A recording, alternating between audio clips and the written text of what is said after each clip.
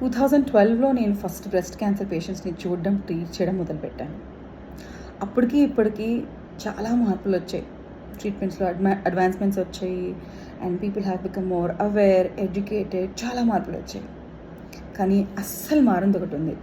అదేంటంటే breast biopsy చేస్తే, అంటే మనం టెస్ట్ కన్ఫర్మ్ చేసుకోవడానికి whether it is cancer or not and what kind of lesion అని కన్ఫర్మ్ చేసుకోవడానికి బ్రెస్ట్ బయాప్సీ అడ్వైస్ చేస్తే ఇప్పటికి కూడా వాళ్ళు వీళ్ళని కాకుండా చదువుకున్న వాళ్ళు, చదువుకునే వాళ్ళు, హై ప్రొఫెషనల్స్ అందరూ కూడా ఇప్పుడు కూడా ఒక మిస్కన్సెప్షన్ అండ్ ఆ క్వశ్చన్ అడిగేది ఏంటంటే బ్రెస్ట్ బయాప్సీ చేస్తే క్యాన్సర్ రప్చర్ అవుతుంది, దానివల్ల అది వేరే చోటికి 100% స్ప్రెడ్ అవుతుంది అన్నది.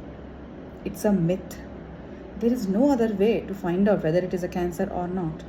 మనం చేత్తో చూసినప్పుడు స్కాన్స్లోను these are suggestive, most probably అనే అంటాం. Confirmation is only by taking out a bit and then examining it under microscope.